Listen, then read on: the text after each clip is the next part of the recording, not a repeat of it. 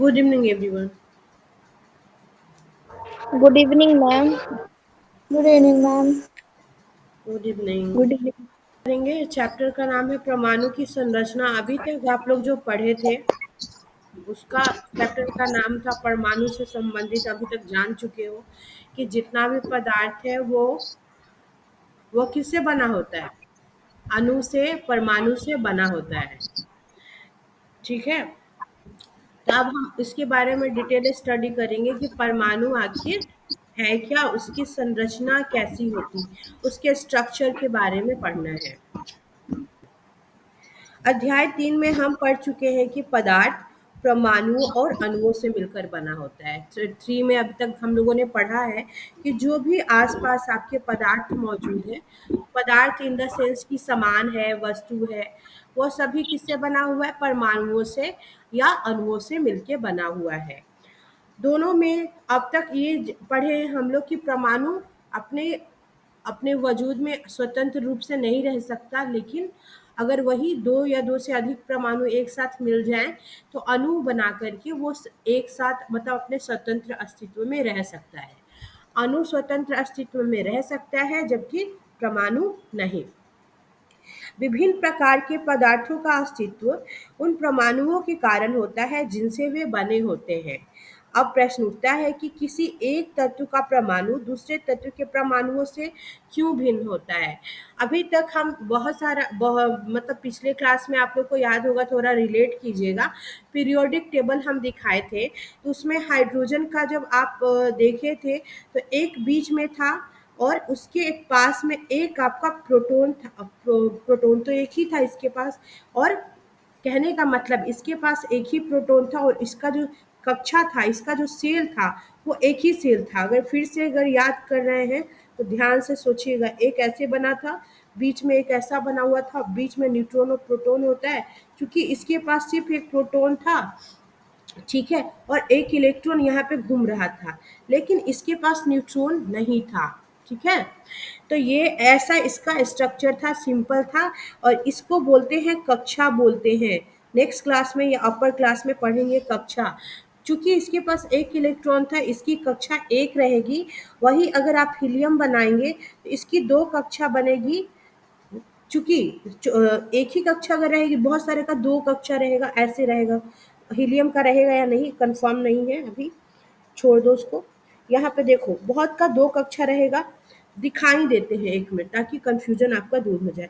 ऐसे बना रहेगा बहुत सारा कक्षा, बहुत सारे का तीन कक्षा ऐसे रहेगा, और सब में इलेक्ट्रॉन यहाँ यहाँ मौजूद रहेगा, और बीच में रहेगा आपका न्यूट्रॉन और प्रोटॉन रहेगा।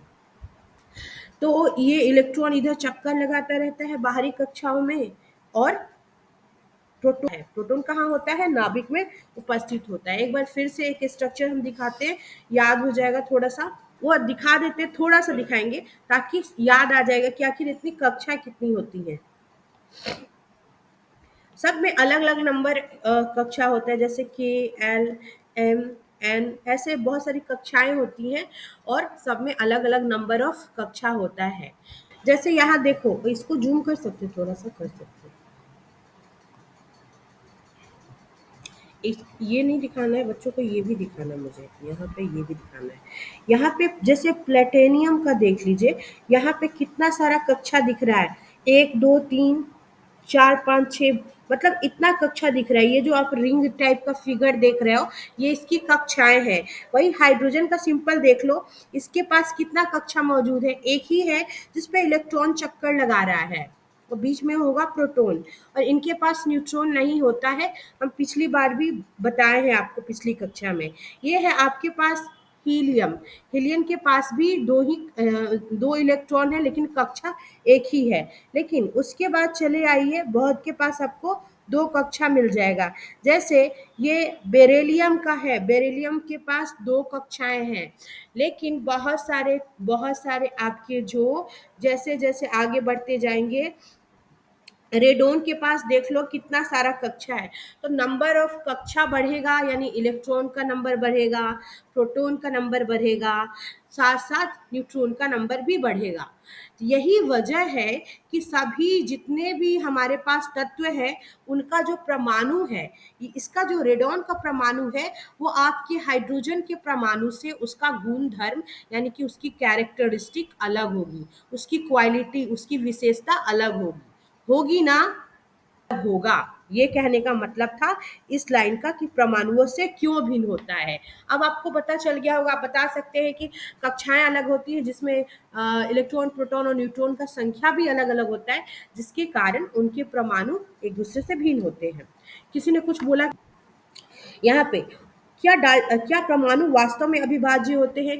हम लोगों ने जब डाल्टन की थ्योरी पढ़ी थी, एटॉमिक थ्योरी, डाल्टन का परमाणु सिद्धांत, उन्होंने साफ साफ बोला था कि परमाणु अविभाज्य होता है।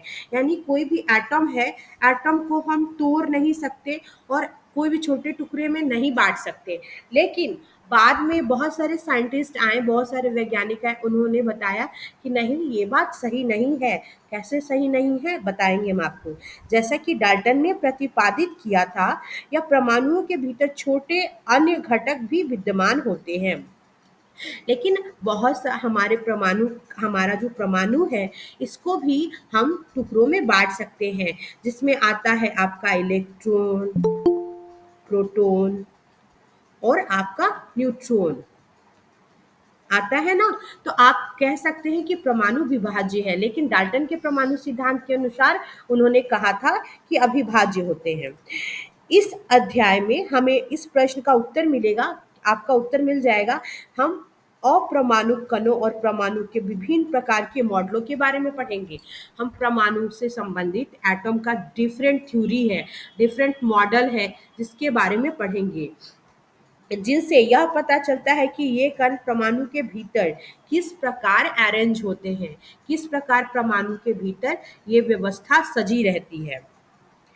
19वीं शताब्दी के अंत में वैज्ञानिकों के समक्ष सबसे बड़ी चुनौती क्या थी? ये चुनौती थी कि परमाणु की संरचना और उसके गुणों के बारे में पता लगाना। सभी चाह रहे थे, सब एक दूसरे से होड़ लगा के रखे थे कि हमको बताना है। परमाणुओं की संरचना को अनेक प्रयोगों के आधार पे समझाया गया। जैसे थॉम्सन का परमाणु सिद्धांत आया, डाल्टन का परमाणु सिद्धांत आया, और चैडविक, बहुत सारे जो वैज्ञानिक है उनका परमाणु सिद्धांत आया। परमाणु के अविभाज्य न होने के संकेतों में से एक संकेत, परमाणु कैसे अविभाज्य नहीं है उसका संकेत आपको यहाँ पे मिल जाएगा कि अगर परमाणु विभाज्य रहता तो आप वो जो कोई भी चीज है जिसके थ्रू आप इलेक्ट्रिसिटी सप्लाई करते हो, स्थिर विद्युत को सप्लाई करते हो, वो नहीं कर पाते। विद्युत का चालन तार से होके, कोई भी एक वायर है उससे होके विद्युत का चालन यानी विद्युत को एक स्थान से दूसरे स्थान पे पहुंचा नहीं पाते, विद्युत चालन नहीं कर पाते। अगर वो विभाज्य होता तो मतलब अविभाज्य होता तो, लेकिन विभाज्य है। ये कहने का मतलब कि विभाज्य होने की वजह से ही ये परिस्थितियां हमारे साथ दिखने को मिलती हैं कि स्थिर विद्युत तथा विभिन्न पदार्थों द्वारा विद्युत चालन की परिस्थितियों के अध्ययन से ये पता चलता है कि परमाणु के अविभाज्य न होने के संकेत के बारे में पता चलता है। ये बताना चाह रहे हैं। पदार्थों में आवेशित कण होता है, जितना भी पदार्थ है उसमें आवेशित कण होता है, जैसे इलेक्ट्रॉन, प्रोटॉन, न्यूट्रॉन। अब कौन सा किस पे आवेशित होता है, क्या आवेशित होता है, इसके बारे में देखना है। पदार्थों में आवेशित कणों की प्रकृति को जानने के लिए हम निम्नलिखित क्रियाकलाप करते हैं। हर एक पदार्थ पे कुछ ना कुछ आवेश मौजूद होता है। आप एक कंघा ले लो, सॉरी, आप एक कंघा ले लीजिए और एक कंघा लेके अपने बाल को झाड़िए, ठीक है। बाल को झाड़ने के बाद वो जो कंघी है उस पे क्या करना है कि कागज के छोटे छोटे टुकड़े को आकर्षित करना है, देखना है कि वो अट्रैक्ट हो रहा है कि नहीं। आप देखेंगे कि अट्रैक्ट होगा। कांच की एक छड़ को, सिल्क के कपड़े पर कांच की एक छड़ लेके उस पे रगड़िए और इस छड़ को हवा से भरे हुए गुब्बारे के पास लाइए, देखिए क्या होता है। तो कहीं ना कहीं आवेश हर चीज पे होता है, जिसकी वजह से ये आकर्षण या प्रतिकर्षण की क्रिया होती है। इन क्रियाकलापों से क्या हम यह निष्कर्ष निकाल सकते हैं कि दो वस्तुओं को आपस में रगड़ने से उसमें विद्युत आवेश आ जाता है? जाहिर सी बात है, हमने अपने हाथों को रगड़ा तो हमारे हाथों में भी आवेश आ जाता है। यह आवेश कहाँ से आता है? इसका उत्तर तब मिला जब यह पता चला कि परमाणु विभाज्य है। तब आपको इसका उत्तर मिल गया कि परमाणु विभाज्य है। तब ये आवेश कहाँ से आते हैं, इसका आंसर इसी में छुपा था और आवेशित कणों से बना था। आपका परमाणु कैसा है? परमाणु आपका विभाज्य है और ये आवेशित कणों से बना होता है। जैसे बेटा इलेक्ट्रॉन, इलेक्ट्रॉन के ऊपर माइनस चार्ज होता है, प्रोटॉन के ऊपर प्लस चार्ज होता है, न्यूट्रॉन जो होता है न्यूट्रल यानी कि उदासीन होता है, इस पे कोई भी चार्ज नहीं होता है। ठीक है, तो पता चल गया। परमाणु में उपस्थित आवेशित कणों का पता लगाने में कई वैज्ञानिकों ने योगदान दिया।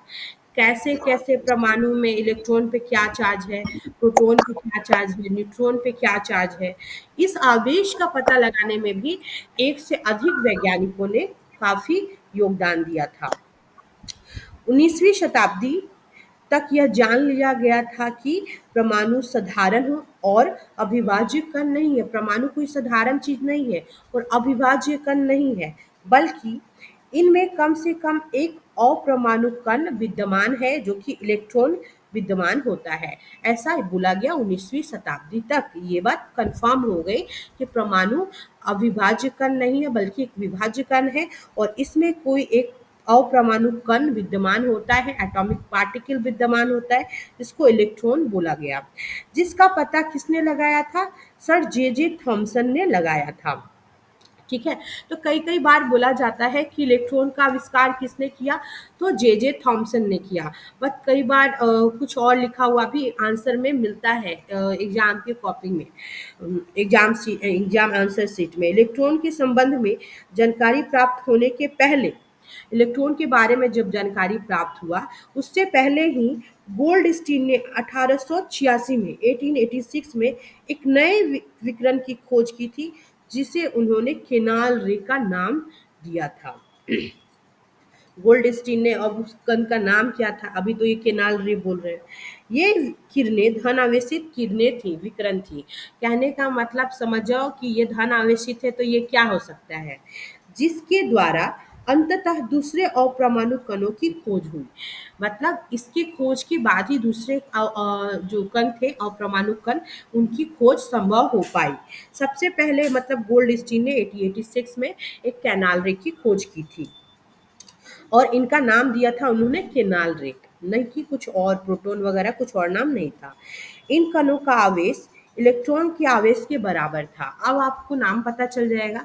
ये जो कण है केनाल रे, इनका जो आवेश है इलेक्ट्रॉन के आवेश के बराबर था, किंतु विपरीत था। जैसे आवेश बराबर था, जो भी आवेश है वो बराबर था, लेकिन इलेक्ट्रॉन के ऊपर निगेटिव चार्ज होता है ना, उसके ऊपर पॉजिटिव चार्ज था।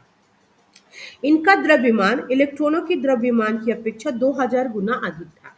द्रव्यमान कितना ज्यादा था? 2000 गुना अधिक था। किसका? ये जो कैनाल रे है, ये जो कण है इनकी, उनको प्रोटॉन नाम दिया गया। यानी गोल्डस्टीन ने 1886 में जो एक रे खोजी थी, उसी रे का नाम यहाँ पे आकर के प्रोटॉन नाम दिया गया, जो लगभग इलेक्ट्रॉन से 2000 गुना अधिक था द्रव्यमान में। मास में कितना गुना बड़ा है? लगभग 2000 गुना। ध्यान रखना इस चीज का, मास में लगभग 2000 गुना। और आवेश सेम रहता है, आवेश लगभग इलेक्ट्रॉन के आवेश के बराबर ही रहता है, परंतु विपरीत रहता है। इतना रटने का जरूरत नहीं है, आगे सारा डाटा दिया गया है, बस दिमाग में जो चीज रखना है उसको रखिएगा। सामान्यतः इलेक्ट्रॉन को ई पे माइनस चार्ज के द्वारा हम दिखाते हैं और प्रोटॉन को पी पे प्लस चार्ज के द्वारा दर्शाया जाता है। प्रोटॉन का द्रव्यमान कितना होता है? 1 इकाई और इसका आवेश +1 लिया जाता है। इलेक्ट्रॉन का जो द्रव्यमान होता है वो लगभग मास इसका नगण्य होता है, मतलब कुछ न के बराबर होता है, और इसका जो आवेश होता है वो -1 होता है। आवेश दोनों का बेटा सेम है, लेकिन प्लस है कि अंतर बस इतना है कि ये प्लस चार्ज है और ये माइनस चार्ज है। आवेश दोनों पे 1 ही है, प्रोटॉन पे प्लस है, आपके इलेक्ट्रॉन पे माइनस है। द्रव्यमान याद रखिएगा, इलेक्ट्रॉन का लगभग नगण्य होता है और इसका 2000 गुना जो मास होता है द्रव्यमान, वो आपके प्रोटॉन का होता है। ऐसा माना गया कि परमाणु जो है प्रोटॉन और इलेक्ट्रॉन से बने हैं। ऐसा समझ लिया गया इन दोनों के खोज के बाद कि हमारा जो परमाणु है वो प्रोटॉन और इलेक्ट्रॉन से बना है, जो परस्पर आवेशों को संतुलित करते हैं। क्योंकि हमारा जो परमाणु है, इसके सेंटर में आपको एक न्यूक्लियस पाया जाता है जो उदासीन होता है। उदासीन क्यों कहते हैं? क्योंकि आपके यहाँ पे प्लस चार्ज वाला एक प्रोटॉन होता है और आपके इलेक्ट्रॉन पे माइनस चार्ज वाला इलेक्ट्रॉन बाहर में चक्कर काटता रहता है। तो ऐसी संभावना दर्शाई गई कि दोनों एक दूसरे को संतुलित कर देते, संतुलित इन द सेंस कि उदासीन बना देते हैं। क्यों उदासीन बना देते हैं? कि पॉजिटिव और निगेटिव दोनों मिलके एक दूसरे को न्यूट्रल कर देता है, संतुलित कर देता है आवेश को। और ऐसी संभावना जताई गई कि दोनों इसी से मिलके बने। में साफ साफ लिखना चाहिए था। ठीक है। यह भी प्रतीत हुआ कि प्रोटॉन परमाणु के सबसे भीतरी भाग में होते हैं और पता चला कि जो प्रोटॉन है वो परमाणु के सबसे भीतरी भाग नाभिक में उपस्थित होता है। इसको बोलते हैं नाभिक। इसी नाभिक में आपका प्रोटॉन और न्यूट्रॉन दोनों रहता है। चूंकि अभी न्यूट्रॉन की बात यहाँ तक नहीं की गई है तो हम नहीं बात करेंगे। नाभिक में आपका प्रोटॉन उपस्थित रहता है और बाहर की कक्षा में इलेक्ट्रॉन चक्कर काटता रहता है। जैसे बोलते हैं ना, मधुमक्खी फूलों के अराउंड मतलब चारों ओर चक्कर काटती है, तो सेम वही हाल है यहाँ इलेक्ट्रॉन का। इलेक्ट्रॉनों को आसानी से निकाला जा सकता है क्योंकि बाहर की कक्षा में है, तो आप इसको आसानी से निकाल सकते हैं, आसानी से बाहर कर सकते हैं। लेकिन प्रोटॉन को अंदर की कक्षा से बाहर निकालना, अंदर के नाभिक से बाहर निकालना आसान नहीं था, लेकिन प्रोटॉनों को नहीं। वही बात यहाँ कही गई है। अब सबसे बड़ा प्रश्न यह था कि ये कण परमाणु की संरचना किस प्रकार करते हैं। अब सबसे बड़ा क्वेश्चन उठ रहा था कि ये जब कण है प्रोटॉन और आपके जो न्यूट्रॉन है, ये दोनों मिलके, ये कण मिलके किस प्रकार परमाणु की संरचना को बनाते हैं। नीचे उत्तर मिल जाएगा। किनाल रे क्या है? किनाल रे अभी हम लोगों ने पढ़ा। किनाल रे क्या है बताओगे कोई, या मैं ही बताऊं? हरी अप, बताओगे? मैम धनावेशित कण होता है ये। हाँ, एक धनावेशित कण है। गोल्डस्टीन ने, हाँ, 1886 इसकी में, खोज 1886 हाँ, बोलो बोलो फलक। गोल्डस्टीन ने इसकी खोज 1886 में की थी और इसका नाम ही किनाल रे बताया हाँ, उन्होंने। और जिस पे क्या चार्ज होता है? धनावेशित होता है। ये धनावेशित होता है और इलेक्ट्रॉन का द्रव्यमान, इलेक्ट्रॉन का द्रव्यमान के कितना गुना होता है? 2000 गुना। हाँ, और आवेश कितना होता है इस पे? आवेश इलेक्ट्रॉन के आवेश के अपोजिट होता है, बताओगे ना? अपोजिट होता है। हाँ, यस जिसको मैम। बाद में आगे चल के क्या नाम दिया गया इसको? प्रोटॉन। हाँ, गुड। ये सब थोड़ी-थोड़ी जो छोटी-छोटी चीज़ें हैं, अगर बीच में ब्रश अप करोगे तो याद रहेगा। ये हो गया। यदि किसी परमाणु में एक इलेक्ट्रॉन और एक प्रोटॉन है तो इसमें कोई आवेश होगा या नहीं? आप बताइए। उदासीन हो जाएगा, न्यूट्रल हो जाएगा, वो बैलेंस हो जाएगा। अभी जस्ट हम लोगों ने ये पढ़ा कि ऐसा माना जाता है कि वो संतुलित कर देते हैं एक दूसरे को। अब हम परमाणु की संरचना पे आ जाएंगे। सबसे पहले किन्होंने परमाणु की संरचना प्रस्तुत की थी, परमाणु का मॉडल?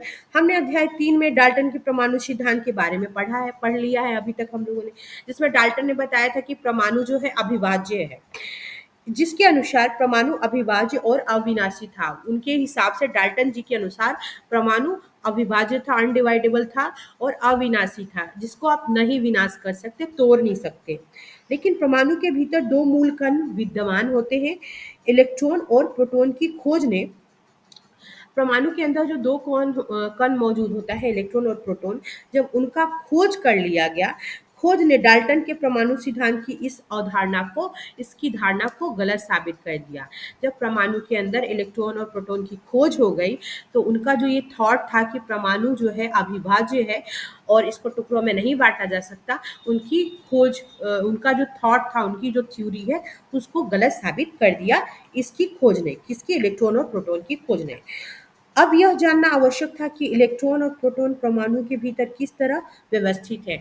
आखिर अब ठीक है, खोज तो हो गई, बट आप बताएंगे कि कैसे वो परमाणु है अगर छोटा सा कोई, उसके अंदर कैसे वो व्यवस्थित है, उसके अंदर कैसे इलेक्ट्रॉन और प्रोटॉन अरेंज है। इसको समझाने के लिए बहुत से वैज्ञानिकों ने भिन्न भिन्न प्रकार के मॉडल प्रस्तुत किए, सबने अपना अपना मॉडल दिया। जे जे थॉमसन पहले ऐसे वैज्ञानिक थे जिन्होंने परमाणुओं की संरचना से संबंधित पहला मॉडल प्रस्तुत किया।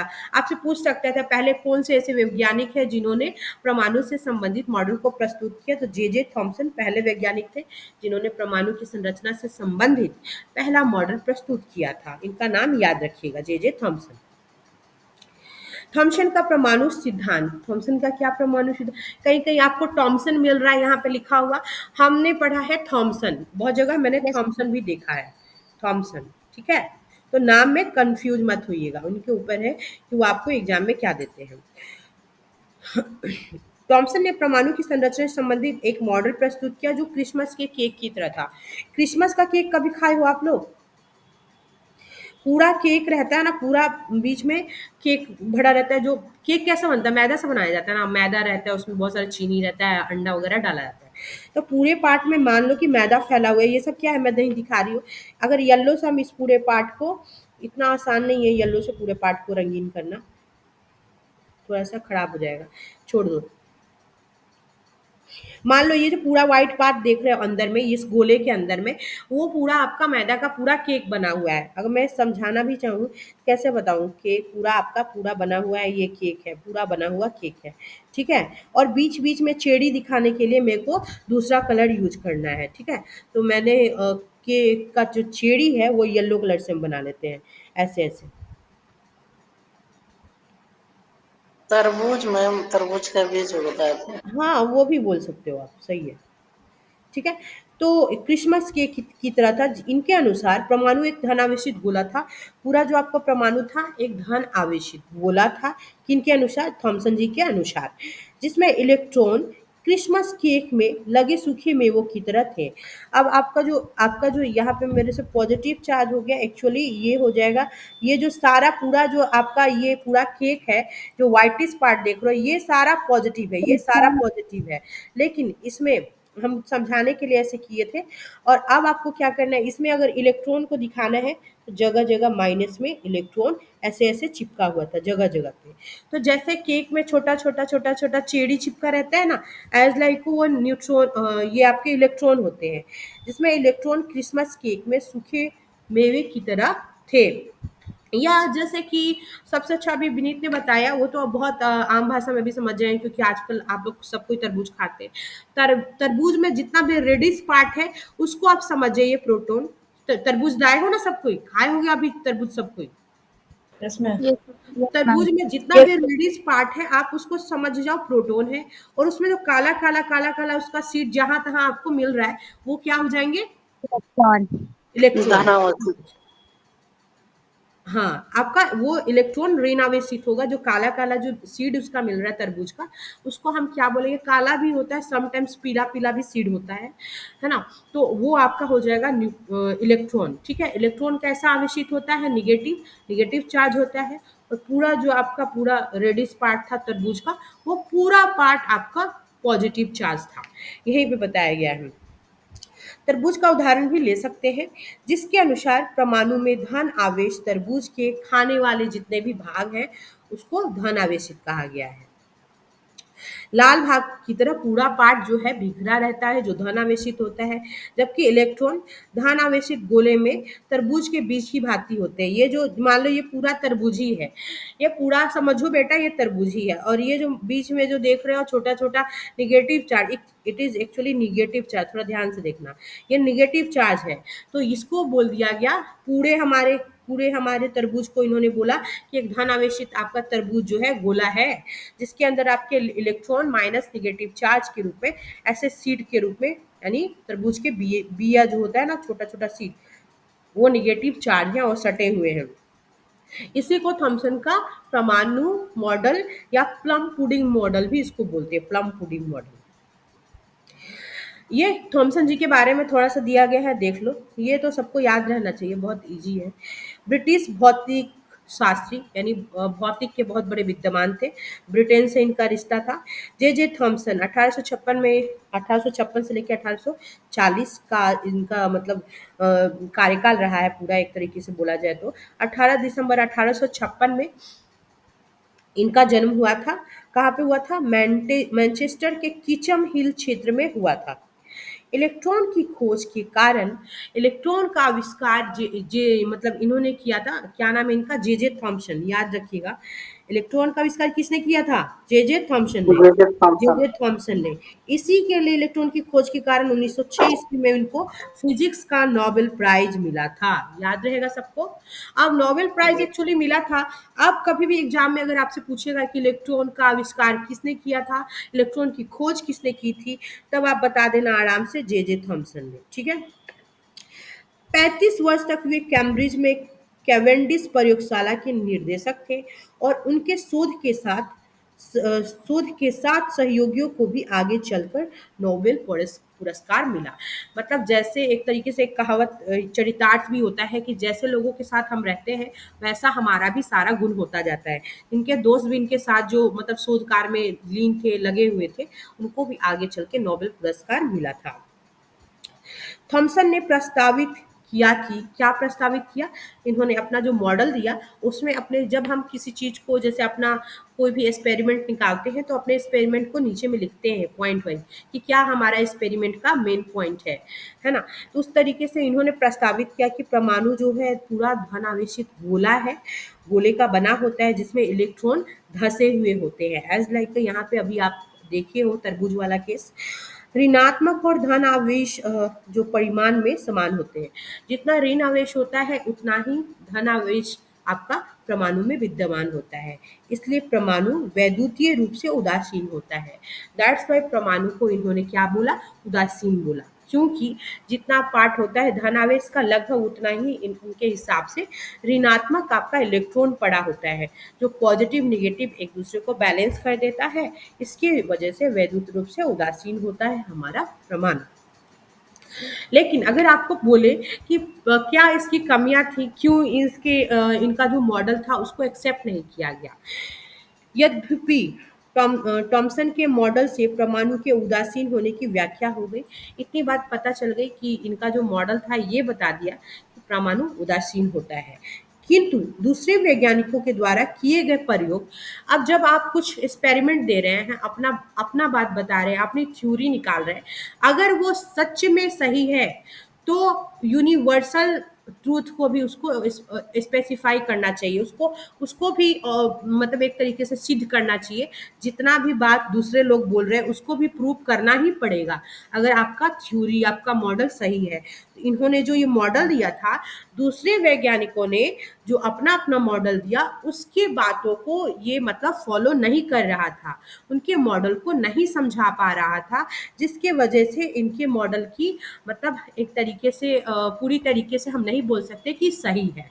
ठीक है। किंतु दूसरे वैज्ञानिकों के द्वारा किए गए प्रयोगों के परिणामों को इस मॉडल के द्वारा नहीं समझाया जा सका, जैसा कि हम आगे देखेंगे। यही इसकी कमी थी कि ये दूसरे मॉडल जो अदर वैज्ञानिक के द्वारा दिए गए थे उसको चरितार्थ नहीं करता था, उनको नहीं समझा सकता था। ये इसकी मेन कमियां थी, जिसकी वजह से इसको ज़्यादा स्पेसिफाई नहीं किया गया, ज़्यादा मतलब प्रूव के साथ नहीं माना गया। अब आ गए आपके रदरफोर्ड। रदरफोर्ड का भी परमाणु मॉडल बहुत ही फेमस है।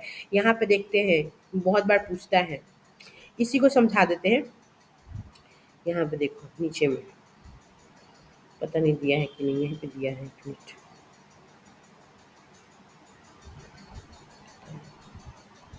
एक मिनट।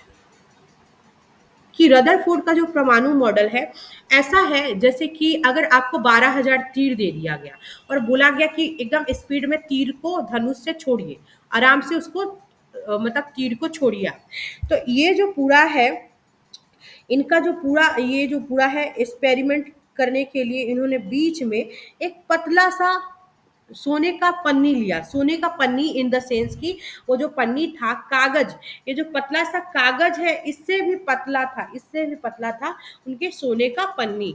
और वो सोने का पन्नी बीच में उन्होंने रखा और उस पे बार बार अल्फा कण से प्रहार किया, अल्फा पार्टिकल्स को लगभग छोड़ा। तो 12,000 जब अल्फा कण को उस पे मारा गया, छोड़ा गया, तो क्या पाया गया कि 12,000 का 12,000 में से एक छोड़ के लगभग सारे वापस लौट जा रहे हैं। मतलब ऑलमोस्ट टकरा के वापस आ जा रहे हैं कुछ, और कुछ इसको भेदता हुआ एक शायद वापस आ गया था और बहुत सारा जो है इसको पास करके वापस चला जा रहा था। मतलब जैसे ऐसे छोड़ रहे थे तो दीवार से टकरा के उधर चला गया। ठीक है, जितना छोड़ रहे थे उधर अल्फा कण उधर भाग गया, मतलब इसको टकरा के पार कर जा रहा था। और एक दो कण आगे देखिएगा, वो है कि जो है ना टकरा के वापस आ गया। ऐसा एक कण था 12,000 में से। आई थिंक यही है, पहले पढ़ लेते हैं फिर समझाते, जैसे जैसे आएगा समझाते जाएंगे। इनका पूरा नाम था अनरेस्ट रदरफोर्ड। यह जानने के लिए इच्छुक थे कि इलेक्ट्रॉन परमाणु के भीतर कैसे व्यवस्थित है। ये जानने के लिए अब ये ज़्यादा उत्सुक थे कि कैसे इलेक्ट्रॉन परमाणु के भीतर बैठा हुआ है या अरेंज है। उन्होंने एक प्रयोग किया। इस प्रयोग में तेज गति से, ये जो मेन चीज है अंडरलाइन कर देते, तेज गति से चल रहे अल्फा कणों को, जिसकी स्पीड बहुत ज्यादा होती है, उसको उसके कणों को सोने की पन्नी पे टकराया। एक सोने की पन्नी ले ली, उस पर बार बार टकराया। इन्होंने सोने की पन्नी इसलिए चुनी, क्यों चुना कई बार ये भी क्वेश्चन पूछता है, क्योंकि वे बहुत पतली परत चाहते थे। तो सोना ऐसा है ना कि उसको आप बहुत पतला से पतला उसका चादर बना सकते हैं। सोने की यह पन्नी लगभग 1,000 परमाणुओं के बराबर मोटी थी।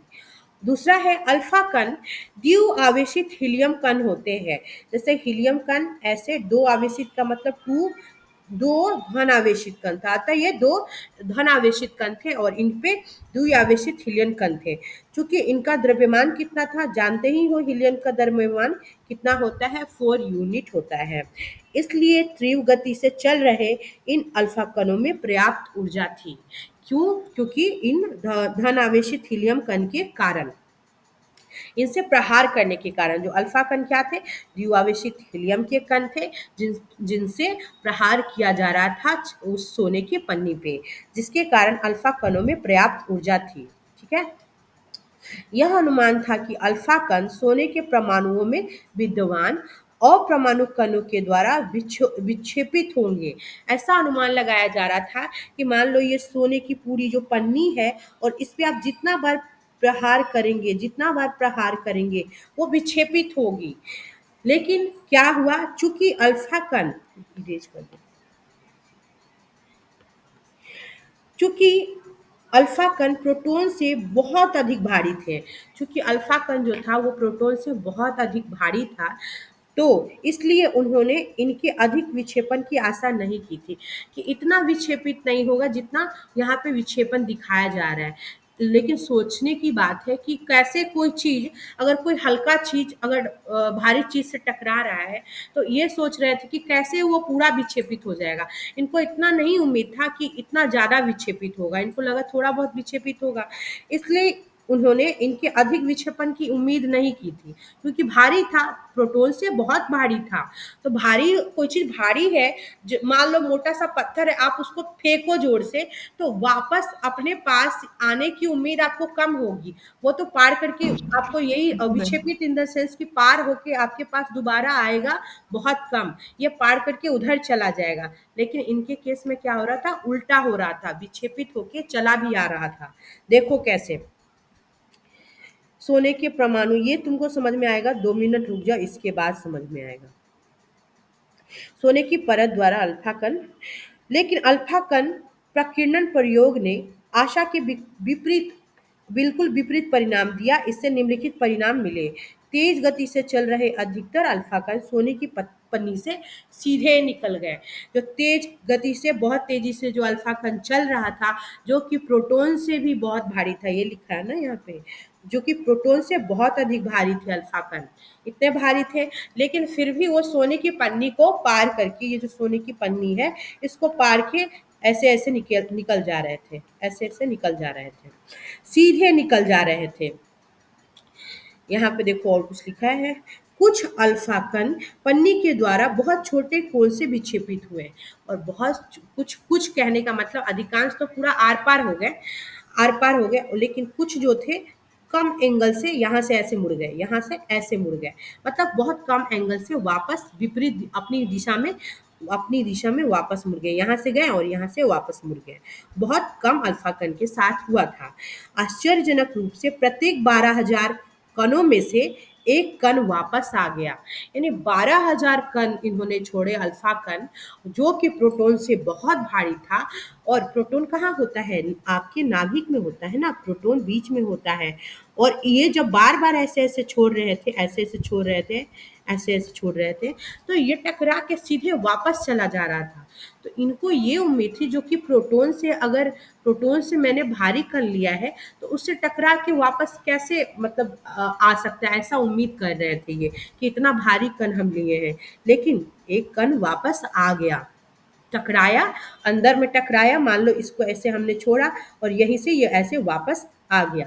तो एक कण, मात्र 12,000 में से एक कण वापस आया। ऐसा पूछता है कि कितने कण छोड़े थे उन्होंने।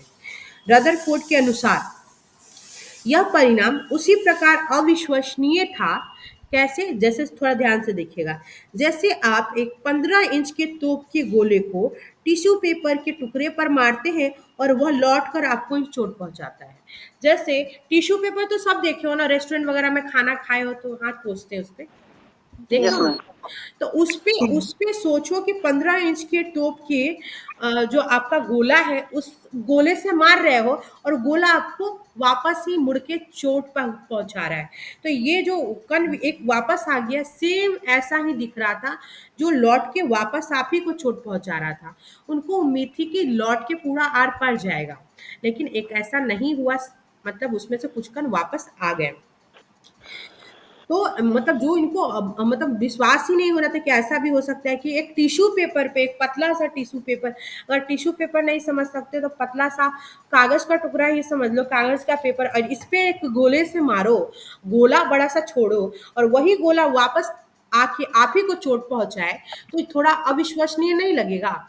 लगेगा ना, जाहिर सी यस बात मैम। है। अब तो सोचेंगे कि कागज के टुकड़े पे मैंने मारा तो वो आर पार जाएगा, लेकिन ऐसा नहीं हुआ। तो यहाँ पे समझाने का मतलब ये था, यहाँ पे आप देखोगे बहुत छोटे, बहुत थोड़ा सा जूम कर देते हैं, यहाँ पे लगभग 12,000 कणों को छोड़ा गया, और बीच में आपको सोने के परमाणु दिख रहे होंगे। ये जो सोने की जो चादर होती है बेटा, उसमें भी तो परमाणु होता है ना, तो ये सोने के परमाणु है जो गोल गोल गोल गोल आपको दिख रहा है।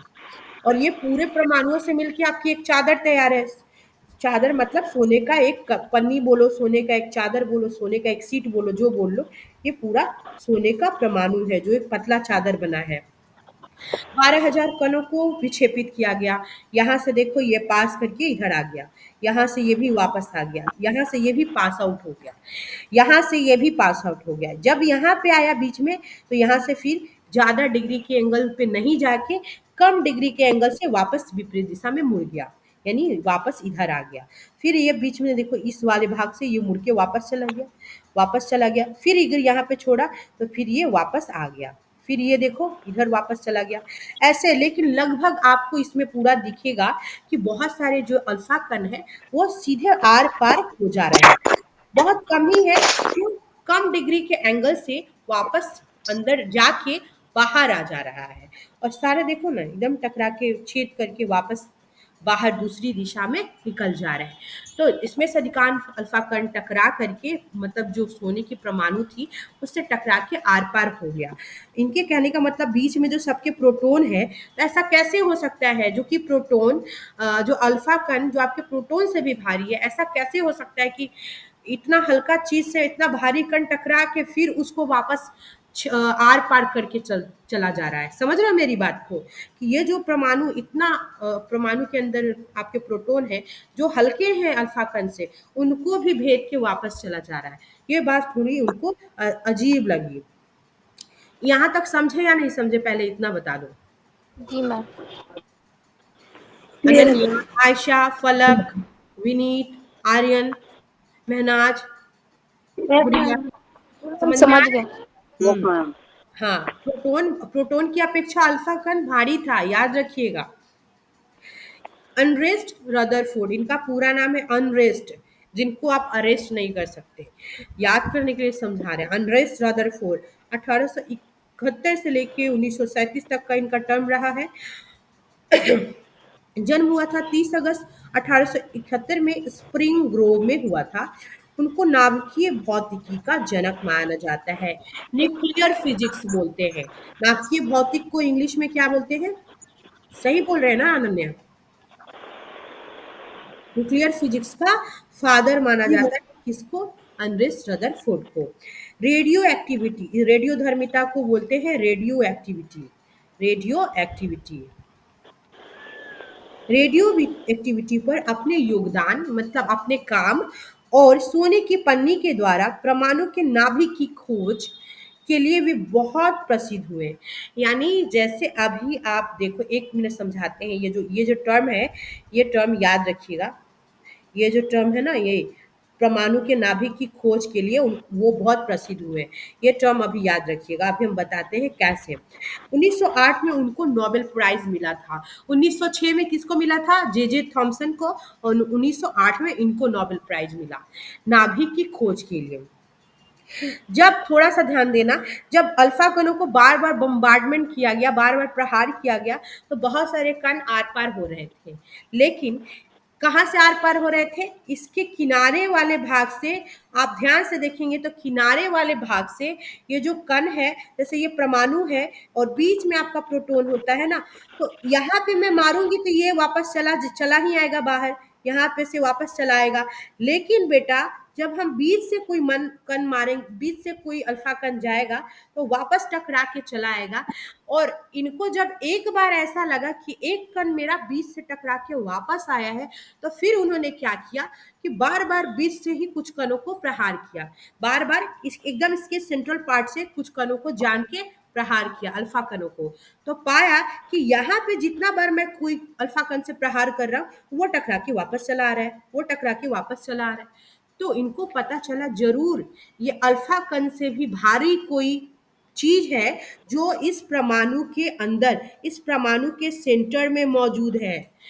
अल्फा कण से भी भारी, जो कि अल्फा कण प्रोटॉन से भी भारी होता है, जो सेंटर में मौजूद है नाभिक में, उससे भी भारी कोई चीज है यहाँ बीच में, जिससे मेरा अल्फा कण टकरा के वापस मुझे ही आ रहा है और चोट पहुंचा रहा है। तो इस तरीके से पता चला कि उस परमाणु के जो सेंटर पार्ट है उसके बीच में एक भारी कुछ चीज मौजूद है जिसको नाभिक कहा गया। ठीक है? इसी नाभिक की खोज के लिए उनको 1908 में नोबेल प्राइज मिला। अब समझ में आया कि आखिर बीच से क्यों टकरा के अल्फा कण वापस आ रहा है और किनारे से क्यों आर पार चला जा रहा है। Yes ma'am. हाँ, यस। जितना भी कण देख लो किनारे से टकरा के आर पार चला जाएगा, आर पार चला गया है। और बीच से ही बहुत सारे आपके कण आपको देखेंगे, जैसे बीच में आपका नाभिक है, तो नाभिक जहाँ रहेगा तो वहां से तो विक्षेपित होकर आपको वापस आप ही को चोट पहुंचाएगा ही। यहाँ तक किसी को कोई डाउट है, पूछना है? आगे क्लियर है बढ़े। मैम। नो इस मैम। प्रयोग के नो मैम। निष्कर्ष को समझाने के लिए, इस प्रयोग के निष्कर्ष को समझाने के लिए खुले मैदान में अगर आप एक्टिविटी करना चाहें तो कर सकते हैं। मान लें कि एक बच्चा अपनी आंख को बंद किया हुआ है, बंद किए हुए एक दीवार के सामने खड़ा है। मान लो मैं ही मान लो कोई खड़ा, आप में से कोई खड़ा, या अपने अपने आपको आप लोग सपोज कर लो, बीच में खड़ा है। उसे दीवार पर कुछ दूरी से पत्थर फेंकने को कहे। दीवार है, मान लो बच्चा आपका यहाँ पे खड़ा है। मेरे को बहुत अच्छा बच्चा बनाने नहीं आया है, जैसा जैसा है बच्चा बना दिया मैंने। और ये दीवार है, तो इसने अपने आंखें बंद की हुई है और दीवार पे इसको क्या फेंकने को हमें बोलना है? पत्थर। कुछ दूरी से ये खड़ा है बेचारा और पत्थर फेंक रहा है। पत्थर, प्रत्येक पत्थर के दीवार से टकराने के साथ वह एक आवाज़ सुनेगा। जितनी बार एक पत्थर फेंकेगा, वो टकरा के इसको आवाज़ तो सुनाई देगा, 1, 2 जितना बार फेंका। अगर वह इससे 10 बार दोहराएगा तो वो 10 बार आवाज़ सुनेगा। ज़ाहिर-सी बात है, क्योंकि आप इसको दीवार पे टकराने के लिए बोले हो, दीवार पे फेंकने के लिए बोले हो। लेकिन जब आँख बंद किया हुआ बच्चा तार से घिरी हुई चारदीवारी पर पत्थर फेंकेगा, ये तो पहला कंडीशन था। और तार से घिरा हुआ, जैसे देखते हो ना बहुत सारे दीवारों पे इस तरीके से तार का बैरिकेड किया रहता है, 1-2, ताकि चोर चुहार या किसी तरह का बिल्ली या कोई जानवर ना घुस के हमारी बाउंड्री में आ जाए। हर एक फेंसिंग जिसको बोलते हैं, फेंसिंग किया रहता है ना, फेंसिंग, तार की फेंसिंग की रहती है, देखे हो तुम लोग मैम गेम यस देखिए। के यस बारे में? मैम। फेंसिंग देखे हो? और वहां पे खड़ा होकर के कोई बच्चा अगर आंख बंद करके बच्चा तार से घिरी हुई चार दीवारी पर पत्थर फेंकेगा, तो अधिकतर पत्थर उस घेरे पर नहीं टकराएंगे और कोई आवाज सुनाई नहीं पड़ेगी। जैसे मान लो ये फेंसिंग है, ये दोनों फेंसिंग, और यहाँ पे बच्चा खड़ा है और वो क्या कर रहा है, बार बार पत्थर फेंक रहा है।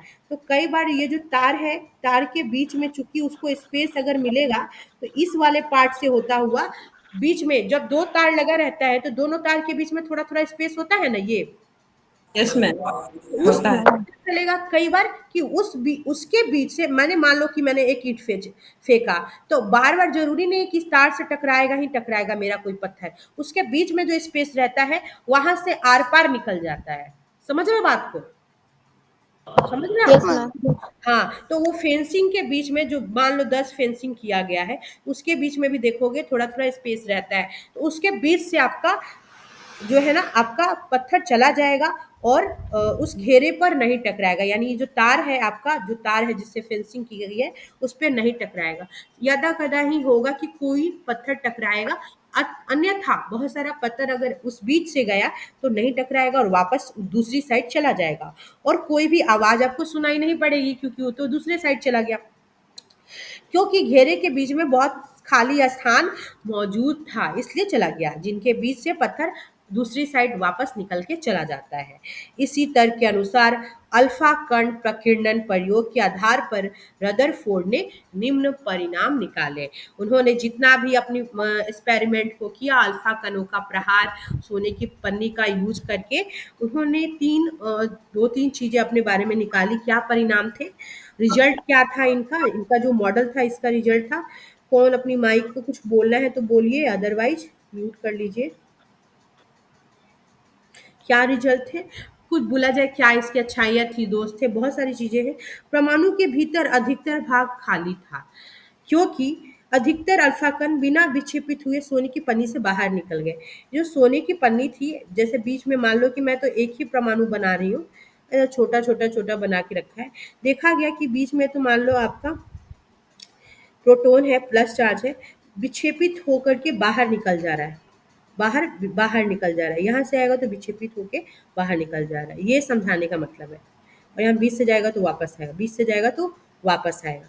अधिकतर अल्फा कण बिना विक्षेपित हुए सोने की पन्नी से वापस बाहर दूसरी साइड निकल गए, सोने की पन्नी को पार करते हुए निकल गए। जैसे इसमें यहाँ पे अभी देखे हो, याद है कि फिर से बताएं, याद है या फिर से बताएं? यस मैम याद। यस हाँ, मैम याद। वेस्ट नहीं करना है। यहाँ पे देखो, यहाँ से विक्षेपित होके दूसरी साइड निकल गए अधिकांश अल्फा कण। यहाँ पे बताया गया ना, दूसरी साइड बिना विक्षेपित हुए दूसरी साइड निकल गए। बिना विक्षेपित होने का मतलब है, यहाँ पे ये बताया जा रहा है कि बिना विचलित हुए बीच से वापस आए बिना ही दूसरी साइड चले गए। बहुत कम बहुत कम कण अपने मार्ग से विक्षेपित हुए। बहुत कम कण था जो जा करके वापस मुड़ के, विक्षेपित होना मतलब उसका मार्ग मुड़ करके फिर दूसरी दिशा में वापस आ जाना। बहुत कम विक्षेपित हुआ, जिससे यह ज्ञात हुआ कि परमाणु में धन आवेशित भाग बहुत कम है। जिससे ये पता चला कि परमाणु के अंदर धन आवेशित भाग बहुत कम है, यानी कि खाली स्थान ज़्यादा है, तभी तो एक साइड से दूसरी साइड पास हो रहा है बिना विक्षेपित हुए।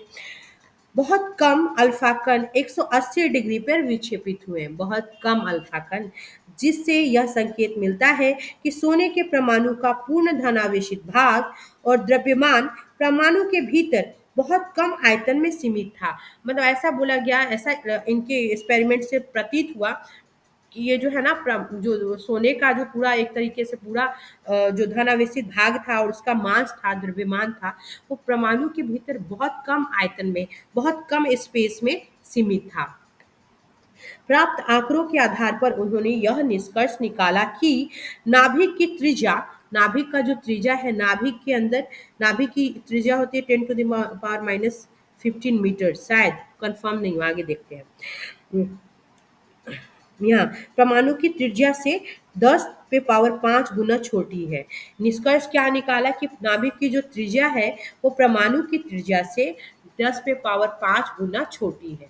किसकी? नाभिक की त्रिज्या की यह बात कर रहे हैं और परमाणु की त्रिज्या से कंपेयर कर रहे हैं, उससे लगभग 10⁻5 पे गुना छोटी है, इतना बताया उन्होंने। अपने प्रयोगों के आधार पर रदरफोर्ड ने परमाणु का नाभिकीय मॉडल प्रस्तुत किया। नाभिकीय मॉडल इसलिए क्योंकि बीच में नाभिक मौजूद था। तो ये जो रदरफोर्ड का एटॉमिक न्यूक्लियर मॉडल जो है ये प्रस्तुत किया था उन्होंने, जिसके अनुसार निम्नलिखित लक्षण थे। लक्षण क्या क्या थे? परमाणु का केंद्र धनावेशित होता है। क्या क्या लक्षण थे?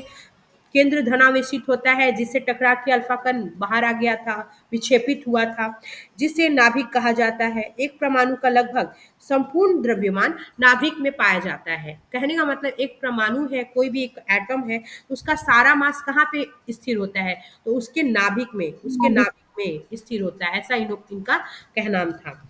इलेक्ट्रॉन नाभिक के चारों ओर वर्तुलाकार मार्ग में चक्कर लगाते हैं। जैसे बीच में अगर आपका नाभिक के अंदर प्रोटॉन और न्यूट्रॉन होता है, बेटा आप सबको पता है, और इलेक्ट्रॉन यहाँ निगेटिवली चार्ज होता है और ये चारों ओर चक्कर लगाता रहता है, ऐसा बोला गया।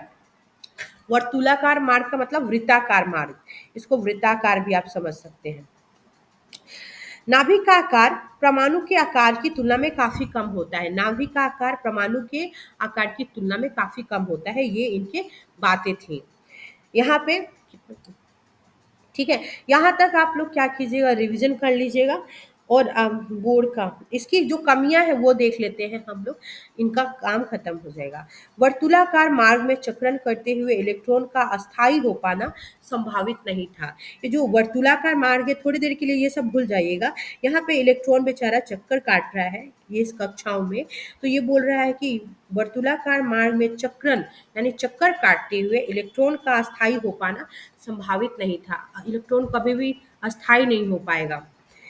कोई भी आवेशित कण गोलाकार कक्ष में त्वरित होगा। कोई भी जो कण है जो आवेशित हो, जिस पे नेगेटिव या पॉजिटिव चार्ज हो, वो त्वरित होगा, तेज होगा गोलाकार कक्षा में। त्वरण के दौरान आवेशित कणों से ऊर्जा का विकिरण होगा। त्वरण के दौरान मतलब चक्कर लगाने के दौरान जो आवेशित कण है उससे ऊर्जा का विकिरण होगा। इस प्रकार अस्थायी कक्ष में घूमता हुआ इलेक्ट्रॉन अपनी ऊर्जा विकृत करता है और अस्थायी कक्ष में घूमता हुआ जो इलेक्ट्रॉन है अपनी ऊर्जा को निकालता रहता है, मतलब विकृत करता रहता है, फैलाता रहता है और नाभिक से टकरा जाएगा। एक समय आएगा कि वो चक्कर लगाता लगाता अपनी ऊर्जा को विखेरता हुआ, विकृत करता हुआ आएगा और लूज हो जाएगा, मतलब उसकी एनर्जी खत्म हो जाएगी और नाभिक से टकरा जाएगा, यही लिखा है। अगर ऐसा होता तो परमाणु अस्थिर होता। अगर ऐसा कभी होता कि ये टकरा के मान लो ये पूरी एनर्जी यहाँ पे चल चल के खत्म हो गई, फिर दूसरी बार चल चल के इसकी ऊर्जा विकिरण के रूप में निकल गई, फिर यहाँ निकल गई, तो पता चलेगा कि एक दिन ये तो आराम से नाभिक के पास पहुंच जाएगा और नाभिक से टकरा जाएगा। अगर ऐसा होता तो परमाणु अस्थिर होता। अगर ऐसा होता तो परमाणु हमारा कैसा होता? पूरा जो परमाणु है वो अस्थिर होगा, मतलब स्टेबलाइज नहीं होगा। जबकि हम जानते हैं कि परमाणु कैसा होता है? अस्थाई होता है। परमाणु अस्थाई होता है।